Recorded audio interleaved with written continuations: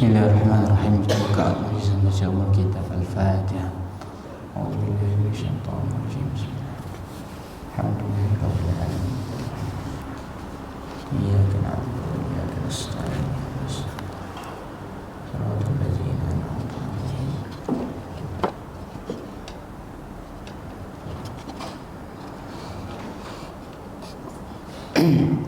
Innal hamdalillah wassalatu wassalamu ala Rasulillah wa ala alihi wa wala nahmaduhu wa nasta'inuhu wa nastaghfiruh wa na'udzu billahi min shururi anfusina wa sayyiati a'malina man yahdihillahu fala mudilla lahu wa man yudlil fala hadiya lahu wa nashhadu an la ilaha illallah wa nashhadu anna Muhammadan 'abduhu wa rasuluh subhanaka la 'ilma lana illa ma 'allamtana innaka antal alimul hakim. Rabbi shrah li sadri wa yassir li amri wahlul 'uqdatam min lisani yafqahu qawli. Rabbi zidna ilman warzuqna fahman ya karim. Alhamdulillah, pertama dan selamanya kita manjatkan setinggi-tinggi syukur kepada Allah Subhanahu wa taala pada pagi yang bahagia ini dapat sama-sama kita bangun, sama-sama kita hadir ke rumah Allah Subhanahu wa taala, dapat sama-sama kita menunaikan salat subuh secara berjemaah. Kemudian kita teruskan menghadiri majlis ilmu, satu nikmat yang sangat besar. Kata Rasulullah SAW, siapa yang subuhnya menunaikan salat subuhnya di masjid, dan kemudian sebelumnya dia solat isyak pun, dia hidupkan malamnya solat isyak di masjid, umpamanya dia solat sepanjang malam. Ini di antara satu kelebihan untuk mereka yang hadir berjemaah ke masjid menunaikan solat subuh. Belum lagi sebagaimana yang Rasulullah SAW pernah sabdakan, orang siapa yang sekiranya manusia tahu ada apa pada solat 2 rakaat subuh itu, maka mereka akan sanggup untuk datang ke masjid walaupun dalam keadaan, walaupun seorang nenek yang dalam keadaan merangkak, dia akan sanggup datang ke masjid sekiranya mereka tahu apa ganjaran yang ada pada subuh hari itu. Jadi nak beritahu betapa besarnya keutamaan yang Allah Subhanahu wa taala berikan kepada umat Nabi Muhammad sallallahu alaihi wasallam di pagi-pagi hari seperti ini. Jadi insya-Allah tuan-tuan yang dirahmati Allah, pada pagi yang bahagia ini kita sambung tadabbur kita surah Abasa. Surah Abasa. Kita masuk bahagian yang seterusnya ke surah Abasa, ayat ke-24 hingga ayat yang ke-32 insya-Allah. Bahagian yang ketiga.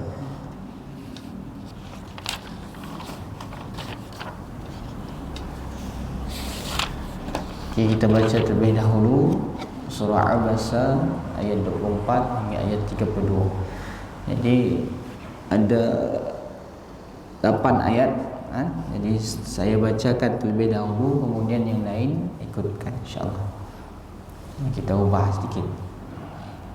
A'udzu billahi minasy syaithanir rajim. Okey, boleh baca semua.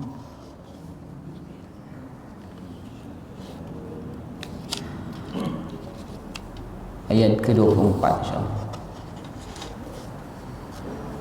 Falyanzuril insanu ila ta'amih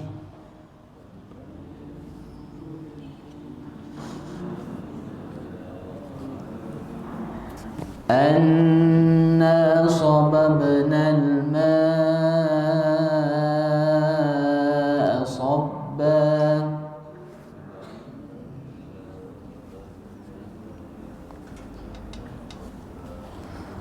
summa syaqaqnal arda syaqqa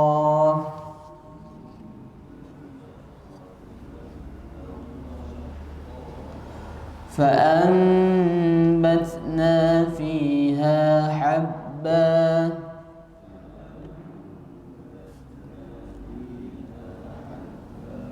وعنبا وقضبا وزيتونا ونخلا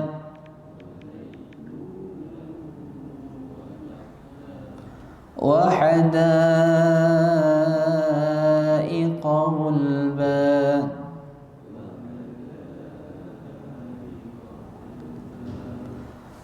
وفاكهة وأبا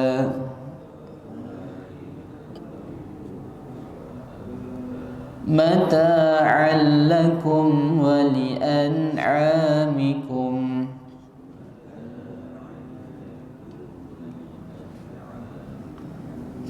صدق الله العظيم.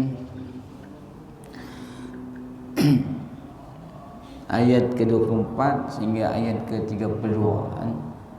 Jadi sedikit review, kita review surah Abasa. Di awal surah ini Allah Subhanahu wa taala firman abasa wa tawalla an ja'ahul a'ma, mengenai seorang sahabat Nabi sallallahu alaihi wasallam Abdullah bin Ummi Maktum yang ketika mana ingin berjumpa Rasulullah SAW, sedangkan Rasulullah SAW ketika itu sedang melayani tetamunya daripada kalangan pembesar. Kemudian Nabi SAW berpaling, bermuka masam dan berpaling. Kemudian bahagian yang kedua, setelah menjelaskan peristiwa tersebut, Allah Subhanahu wa taala menceritakan tentang keutamaan Al-Qur'anul Karim. Allah ceritakan tentang Al-Quran yang mulia, yang dibawa oleh malaikat-malaikat yang mulia, yang berada di tempat yang mulia, kemudian merupakan satu peringatan bagi sesiapa yang ingin mendapatkannya. Kemudian Allah Subhanahu wa taala seterusnya dalam surah Abasa ini mengajak orang-orang yang mendengar surah ini, mengajak manusia untuk melihat ataupun mengingat kembali asal usulnya, dari mana dia diciptakan. Kepada orang yang ingkar, kepada orang yang masih tidak mau percaya, yang masih tidak mau beriman, kepada mereka yang tidak meyakini adanya kebangkitan, maka Allah Subhanahu wa taala sebutkan dalam bahagian yang sebelum ini, maka hendaklah kamu melihat bagaimana asal usulmu. Bagaimana asal usul. Allah Subhanahu wa taala sebutkan min ayyi syai'in khalaqah. Qutila al-insanu ma akfarah min ayyi syai'in khalaqah. Min nutfatin khalaqahu faqaddarah. Thumma as-sabila yassarah, thumma amatahu faakbarah, thumma idza syaa'a ansyarah. Kalla lamma yaqdi ma amara. Jadi Allah Subhanahu wa taala mengajak manusia untuk berfikir dari mana asal usulnya. Dan kemudian setelah dilahirkan kemudian dibesarkan, siapa yang membesarkannya? Siapa yang memudahkan kehidupannya? Summas sabila yassara. Kemudian di hujung kehidupannya dimatikan pula. Siapa pula yang mematikannya? Kemudian setelah dimatikan dia akan dibangkitkan. Siapa pula yang membangkitkan? Sehingga Allah Subhanahu wa taala nak beritahu sejak lahir ke dunia, sehinggalah dia diwafatkan, dimatikan, kemudian dibangkitkan semula, tidak ada satu pun kuasa manusia terhadap dirinya. Semuanya ada ketentuan Allah Subhanahu wa taala. Semuanya adalah kekuasaan Allah Subhanahu wa taala, dan manusia tidak mempunyai apa-apa kuasa atas apa yang berlaku atas dirinya. Dia hidup kerana Allah yang hidupkan dia.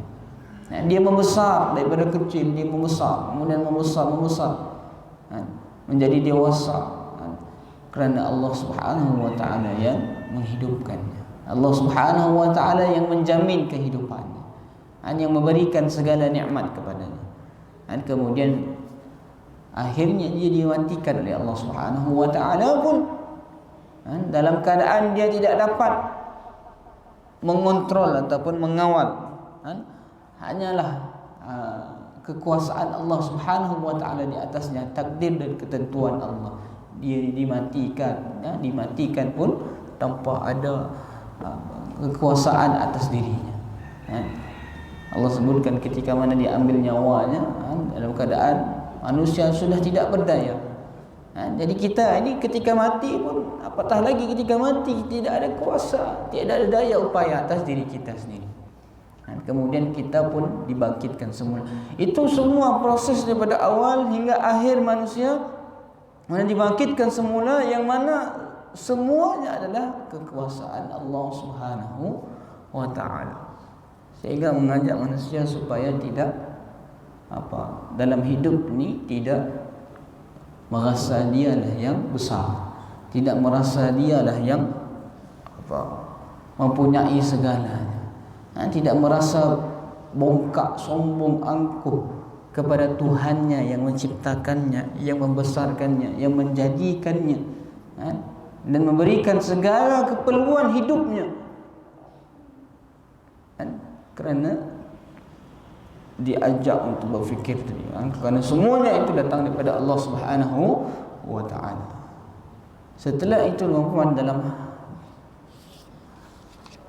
bahagian yang selanjutnya yang pagi ini kita akan bahaskan bersama-sama, kita tadabbur bersama-sama.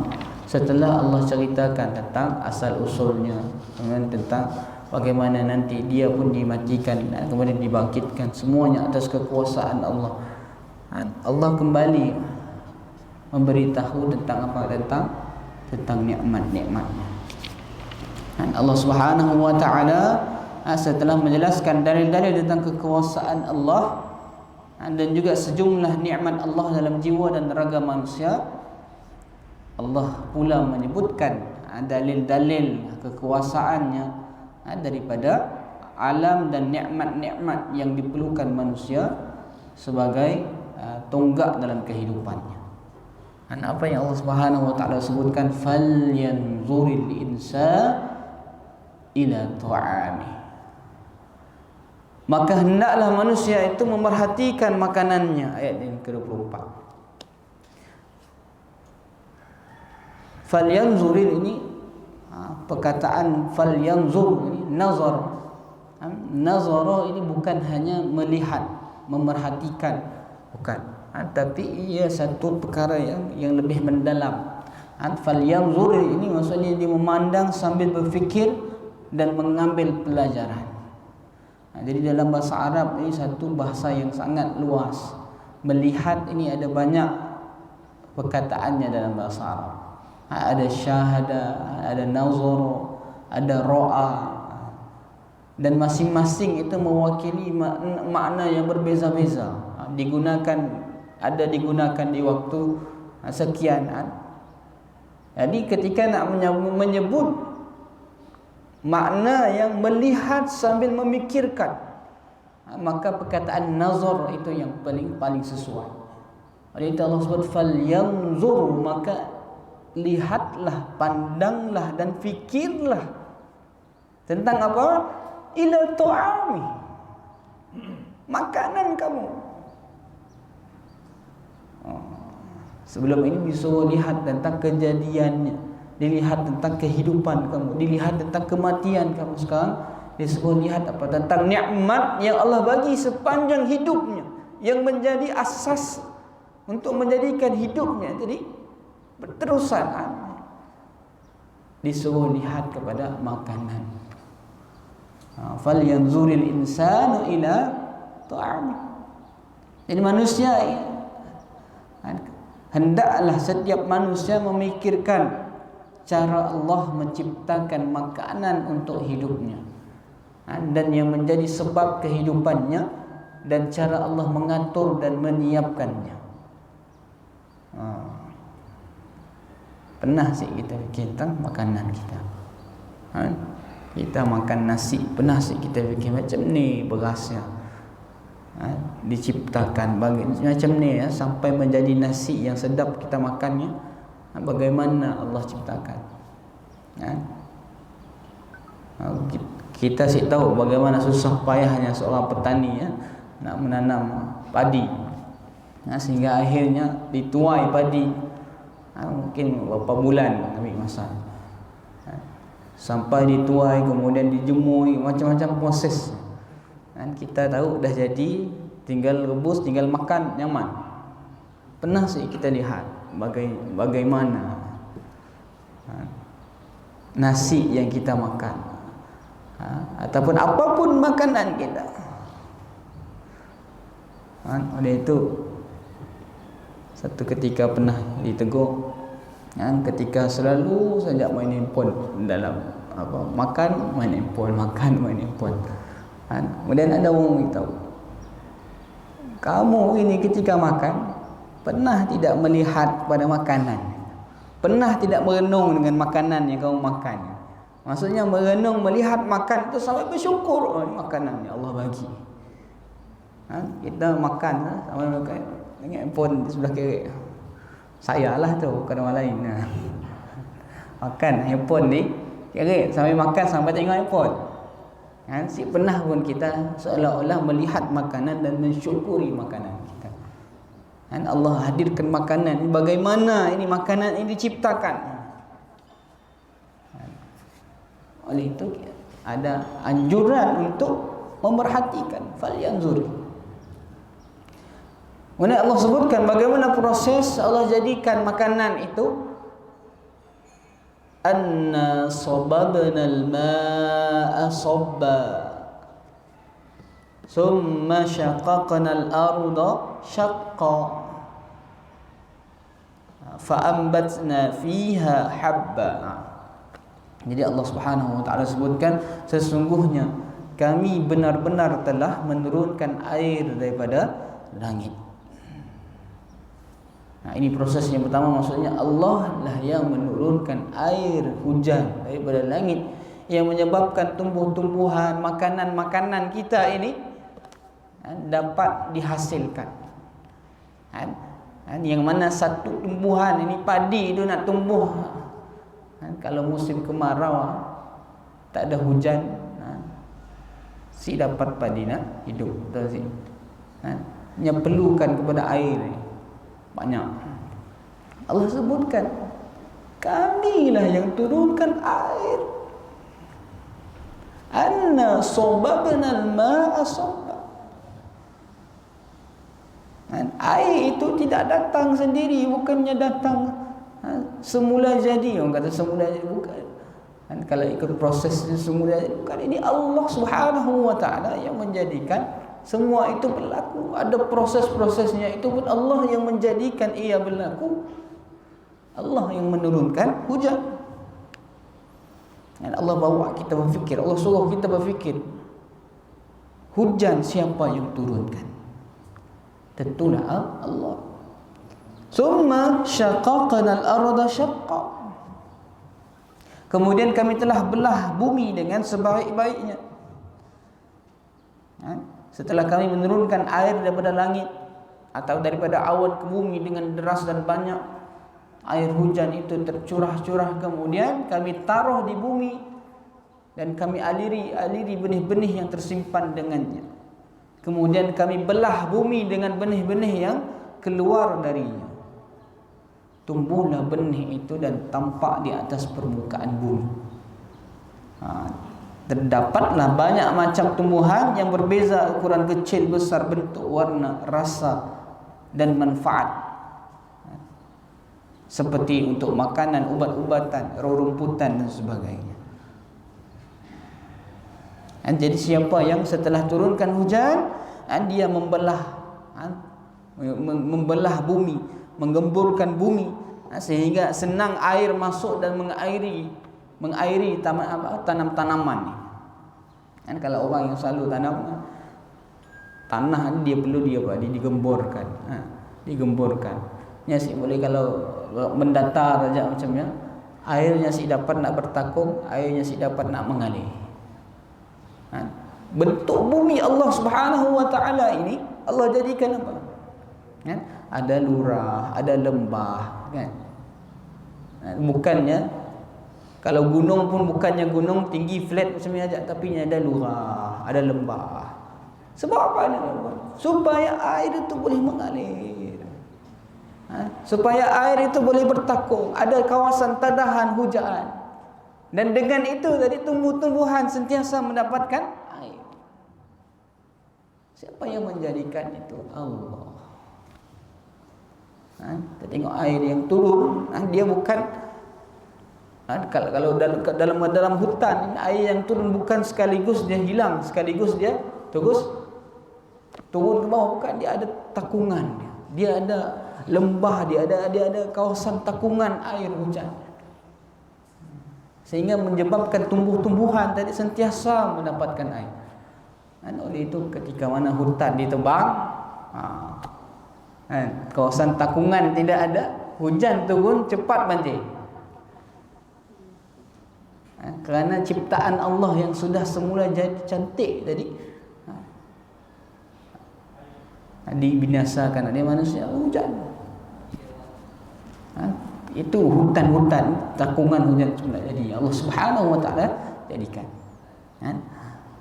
Anna sababna al-ma'a sabba thumma shaqaqna al-arda shaqqa fa anbatna fiha habba. Kemudian kami tumbuhkanlah biji-bijian di bumi itu. Selepas Allah jadikan tanah merekah dan digemburkan, Allah menumbuhkan biji-bijian. Dan kemudian Allah jadikan ia hidup subur. Kenapa Allah sebutkan? Allah sebutkan terlebih dahulu apa? Biji-bijian. Kerana inilah makanan asas. Biji-bijian ni, habba ni apa? Gandum. Kemudian apa lagi? Beras ya pun, biji-bijian. Kemudian apa? Makanan-makanan asas, makanan-makanan pokok. Oleh itu disebutkan terlebih dahulu habbatun. Kami tumbuhkan habba ini, biji-bijian. Pelbagai makanan seperti gandum, jagung. Kemudian setelah itu Allah sebut wa 'inaba wa qadba, anggur dan sayur-sayuran. Setelah makanan asas tadi, Allah jadikan pula makanan penambah, ada buah-buahan yang manis, ada sayur-sayuran yang berkhasiat. Wa zaituna wa nakhla, Allah sebutkan sini ada 8. Ada 8 macam tumbuhan. Yang pertama tadi habba, biji-bijian. Dan kemudian Allah sebutkan wa 'inaba, apa? 'Inaba, anggur, wa qadba, sayur-sayuran. 3. Wa zaituna wa nakhla, yang keempat zaitun, Allah sebutkan buah zaitun. Kemudian yang kelima Allah sebutkan kurma. Wa hadaika ghulba, yang keenam Allah sebut kebun yang memiliki banyak pohon-pohon yang besar dan lebat. Wa fakihatan wa abba, yang ketujuh Allah sebutkan buah-buahan yang boleh dinikmati. Dan yang ke-8 Allah sebutkan nanti rerumputan. Ada 8 jenis tumbuh-tumbuhan yang Allah jadikan untuk manusia, yang mana manusia sangat bergantung kepada semuanya. Yang pertama tadi Allah sebut apa? Habba. Habba ini biji-bijian, yang merupakan pokok makanan ruji, makanan asas kita. Yang mana manusia nak membesar, ini makanan asas tadi. Dia bukan makanan pelengkap, makanan asas. Habba ini Allah sebutkan terlebih dahulu. Fa'ambatna fiha habba wa 'inaba wa qadba. Kemudian Allah sebutkan pula makanan tambahan seperti buah-buahan. Di sini Allah sebutkan buah anggur dan juga sayur-sayuran. Pernah kita terfikir bagaimana Allah jadikan di atas muka bumi ini makanan asas tadi, biji-bijian itulah sekian. Kemudian buah-buahan. Pernah si fikir ataupun pernah si hitung ada banyak berapa buah di atas muka bumi ini? Kalau kita nak hitung berapa banyak buah yang Allah ciptakan, mungkin si dapat, ataupun mungkin kita pun si dapat nak sebut satu-satu banyaknya buah. Belum lagi buah-buah tempatan, tambah dengan buah tempatan, buah-buah import. Atau musim buah, macam-macam buah. Sampai si termakan kita haji lah. Kata tu haji buang kalak banyak ni kebunnya, si terambil. Boleh kita pergi kebun tu nanti tu, berkebun kita. Situ makan, mahal lah. Nak murah boleh pergi Rumah Tuan Haji dah. Fungsi kita. Kita buat rombongan masjid dah. Buat apa? Piknik di kebun. Boleh fungsi ya. Situ makan kita buah-buahan yang Allah jadikan. Ya? Terlalu banyak. Terlalu banyak. Wa fakihatan wa abba. Tadi buah-buahan. Yang pertama tadi biji-bijian, kemudian buah-buahan, kemudian sayur-sayuran. Sayur pun bermacam-macam jenis. Ada yang panjang, ada yang pendek, ada yang lebar, ada yang bulat. Ada yang rasanya pahit, ada yang rasanya manis, ada yang rasanya masam, bermacam-macam. Bermacam-macam, perhatikan, bermacam-macam bentuk, bermacam-macam saiz, bermacam-macam warna, bermacam-macam rasa. Buah-buahan. Tapi asal usulnya apa? Air hujan satu, warnanya satu, rasanya satu. Daripada sumber yang satu, daripada awan yang menurunkan hujan. Air hujan yang rasanya sama, sumbernya sama, warnanya sama, tapi yang lahir daripada hujan, dari air hujan yang turun tadi, tumbuhan buah-buahan yang berbeza-beza, warnanya yang berbeza-beza, rasanya berbeza-beza. Siapa yang buatkan semua ini? Allah SWT. Pernah sih kita pikirkan? Dalam satu ayat Quran Allah sebutkan, pernah dalam ayat Quran Allah sebutkan, ayatnya seperti apa? Lupa. Yang mana Allah nak sebutkan, Allah nak bawa kita berfikir, pernahkah ataupun bagaimanakah? Pernahkah kamu fikirkan bagaimana Allah jadikan tumbuh-tumbuhan yang bermacam-macam ini, sedangkan air hujannya sama? Sedangkan airnya sama, tapi yang hasilnya tadi berbeza-beza, warna, rasanya, bentuk. Itu semua nikmat daripada Allah Subhanahu wa taala. Kebesaran kekuasaan Allah Subhanahu. Kalau hidup kita ini cuma makan nasi, kemudian lauk kita sejenis saja, buah-buahan sejenis saja. Nak makan buah, ada buah apa saja, ada buah pelam saja. Sepanjang hidup kita sedikit buah saja, pelam saja. Sepanjang hidup kita ada satu sayur saja, sayur sawi saja. Akan bosan hidup. Tapi Allah jadikan buahnya bermacam-macam. Ada waktunya musim durian, sekarang musim durian.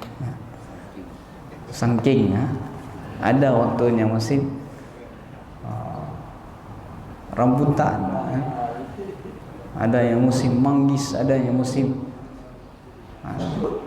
Jadi sepanjang tahun macam-macam buah Allah pergilirkan. Ada yang sedang musim sepanjang tahun dia berbuah. Indah si hidup, senang si hidup, nyaman si hidup.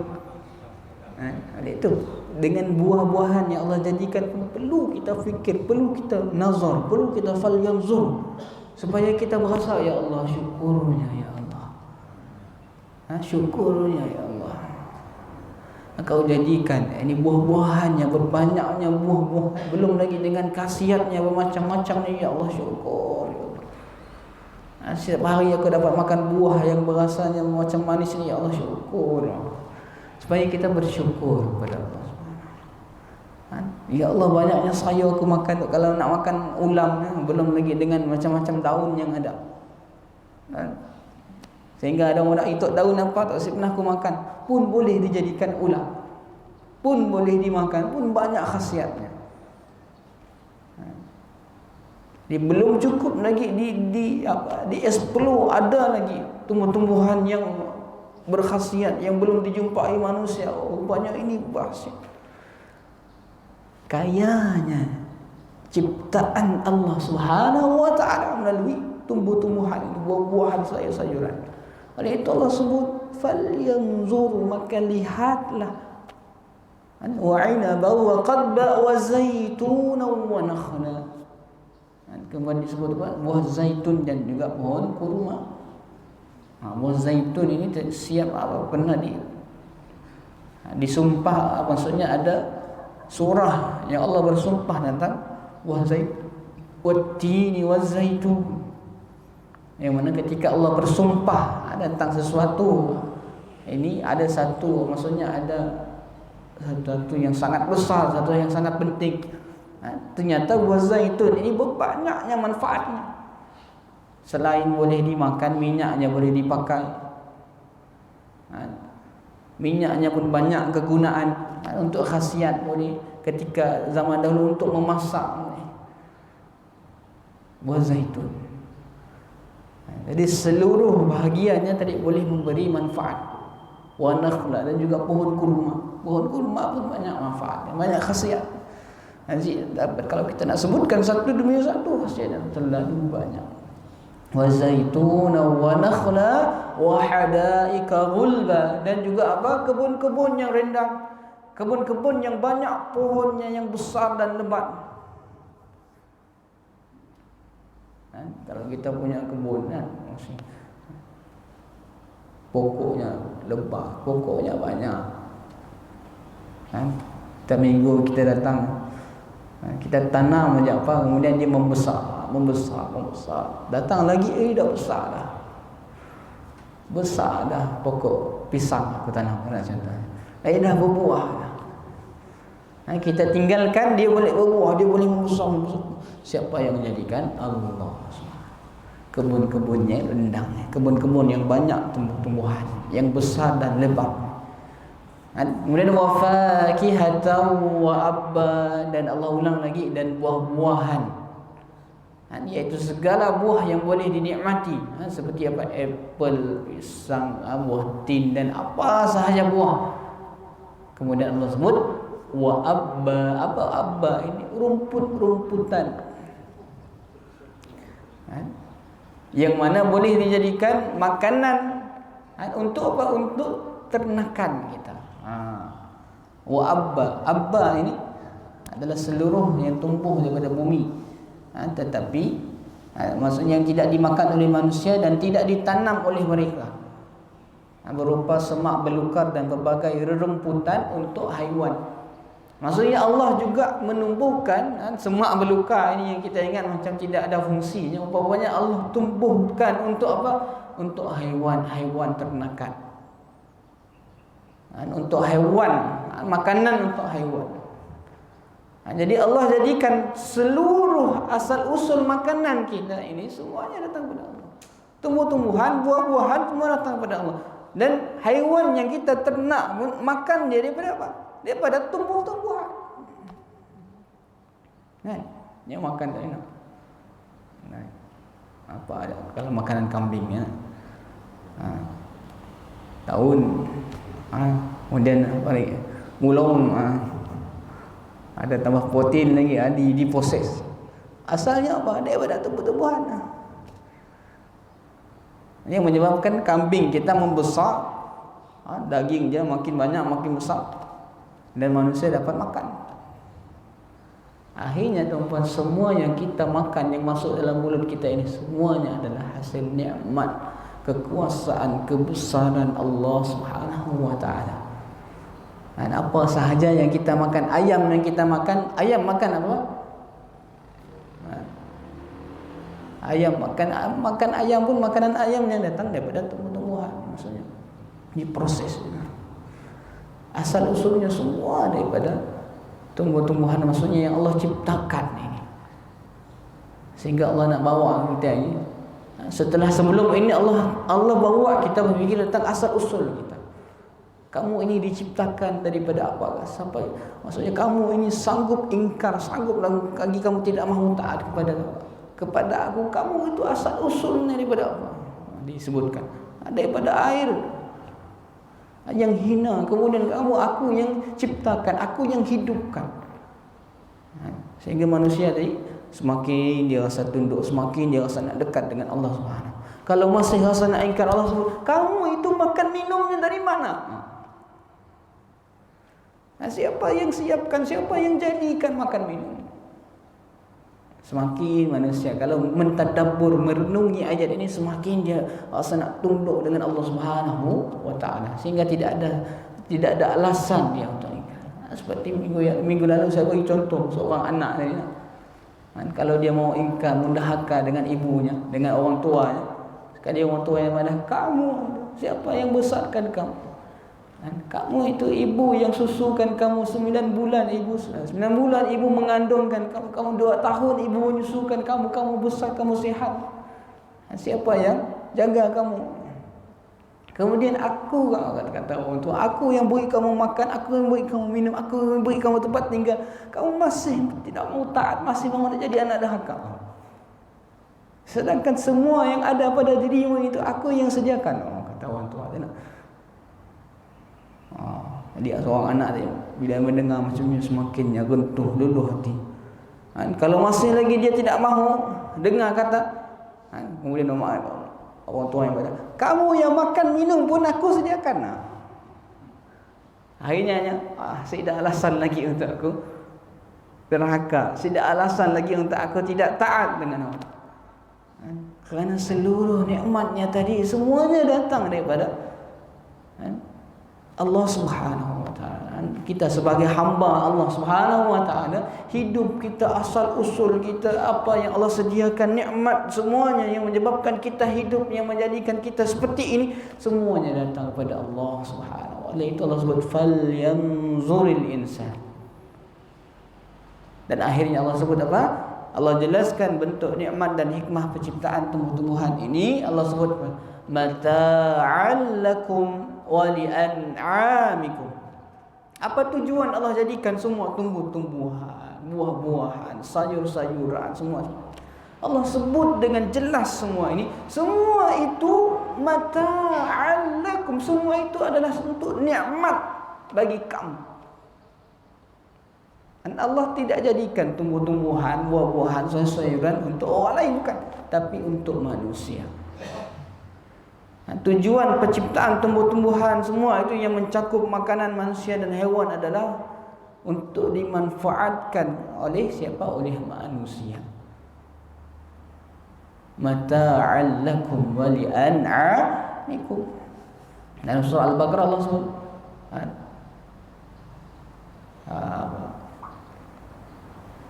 Allah menjadikan summa huwallazi khalaqalakum ma fil ardi jami'a.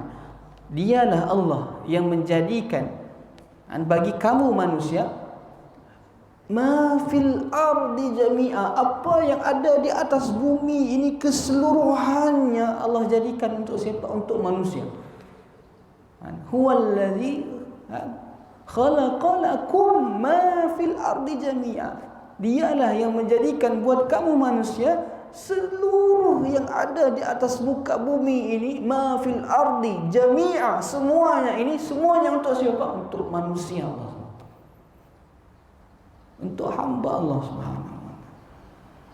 Apa yang ada atas muka bumi ini kita lihat, apapun yang ada, tumbuh-tumbuhan, gunung ganang, laut, sungai, semua ini Allah jadikan untuk siapa? Bukan untuk siapa-siapa, untuk manusia. Nikmat kepada mata'al lakum. Dan juga kepada siapa? Wali an'amikum. Dan juga kepada ternakan kamu. Jadi bahagian ini Allah sekali lagi mengajak manusia untuk merenungkan, memerhatikan bagaimana dia hidup dengan makanan tadi, nikmat untuk dia hidup, makanan ataupun perkara asas dalam kehidupannya, yakni makan dan minum. Seorang dapat hidup kalau tidak ada makan dan minum. Dan dari mana datangnya makan dan minum itu? Datangnya daripada Allah Subhanahu wa taala. Sehingga menyebabkan kita ini semakin mahu tunduk, semakin mahu patuh kepada Allah Subhanahu wa taala, kerana tidak adanya datang nikmat itu selain daripada Allah Subhanahu wa taala. Jadi ini dia tuan-tuan, dirahmati Allah, sampai ayat yang ke-22. Ayat mana Allah nak membawa kita merenungkan tentang nikmat apa? Nikmat makan. Nikmat makan ni nikmat. yang Allah Subhanahu wa taala jadikan kepada manusia. Semua yang Allah ciptakan di atas muka bumi ini semuanya untuk manusia, untuk kita semua. Tinggal kita ini menjadi hamba Allah yang bersyukur dan taat kepada Allah. Jadi insya-Allah itu sahaja. Allah alam bisawab yang baik daripada Allah Subhanahu wa taala yang Maha Kuasa dan Maaf. Insya-Allah minggu hadapan kita sambung bahagian yang terakhir surah Abasa. Di mana nanti bahagian terakhir ini Allah ceritakan pula tentang peristiwa hari kiamat. Setelah Allah beritahu satu persatu nikmat-nikmatnya supaya manusia ini mahu meyakini tentang Allah, mahu beriman dengan Allah, mahu yakin dengan hari kiamat. Supaya orang-orang kafir Quraisy tadi mendengarkan tadi dia semakin dekat, semakin mahu beriman dengan Allah Subhanahu. Yang meragu-ragu tadi yakin dengan Allah. Sehingga kalaupun masih juga mereka ragu-ragu, masih mereka tidak mahu beriman dengan hari kiamat, dengan hari kebangkitan, Allah akan sebutkan pula bahagian yang selanjutnya tentang peristiwa-peristiwa di hari kiamat. Wallahu a'lam bishawab. Yang baik daripada Allah Subhanahu wa taala yang Maha Maaf. Mudah-mudahan ada manfaat kajian pagi kita pagi hari ini. Aku qauli hadza wa astaghfirullah li wa lakum wallahu ghafurur rahim. Kita tangguh dengan tasbih kifarat salat Asr. Subhanakallahumma wa bihamdika asyhadu an la ilaha illa anta astaghfiruka wa atubu ilaik. Bismillahirrahmanirrahim. Wal 'asri innal insana lafi khusr illa alladziina aamanu wa 'amilus shalihat wa tawassaw bil haqqi wa tawassaw bis sabr. Assalamu alaikum warahmatullahi wabarakatuh.